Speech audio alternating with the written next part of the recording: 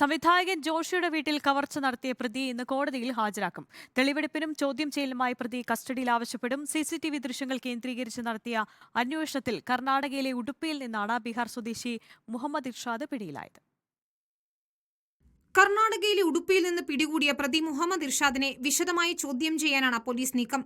മോഷണത്തിന്റെ CCTV ദൃശ്യങ്ങളും മഹാരാഷ്ട്ര രജിസ്ട്രേഷനുള്ള കാറിന്റെ ദൃശ്യങ്ങളുമാണ് അന്വേഷണത്തിന് സഹായകരമായത്. മോഷണം നടത്തി മുംബൈയിലേക്ക് മടങ്ങാനായിരുന്നു പ്രതി മുഹമ്മദ് ഇർഷാദിന്റെ ശ്രമം. മോഷണശേഷം പ്രതി അതിർത്തി കടന്നുവെന്ന് മനസ്സിലാക്കിയതോടെ കർണാടക പോലീസിന്റെ സഹായത്തോടെയായിരുന്നു മുഹമ്മദ് ഇർഷാദിന്റെ അറസ്റ്റ്. അന്തർ സംസ്ഥാന മോഷ്ടാവാണ് ബീഹാർ സ്വദേശിയായ മുഹമ്മദ് ഇർഷാദ്. 10-ലധികം സംസ്ഥാനങ്ങളിൽ ഇർഷാദിനെതിരെ കേസുണ്ട്. റോബിൻഹുഡ് എന്നാണ് പ്രതി ബീഹാറിൽ അറിയപ്പെടുന്നതെന്നാണ് പോലീസ് നൽകുന്ന വിവരം. വെള്ളിയാഴ്ചയായിരുന്നു ജോഷിയുടെ പനമ്പിള്ളി നഗറിലെ വീട്ടിലെ വൻ കവർച്ച. 1 കോടിയിലേറെ രൂപ വിലമതിക്കുന്ന സ്വർണ്ണ വജ്രാഭരണങ്ങളാണ് കവർന്നത്. വീടിന്റെ മുകൾ നിലയിലെ അലമാര കുത്തി തുറന്നായിരുന്നു മോഷണം. പ്രതി ഇർഷാദ് മുൻപും കേരളത്തിൽ കവർച്ച നടത്തിയിട്ടുണ്ടെന്ന് പോലീസ് പറയുന്നു.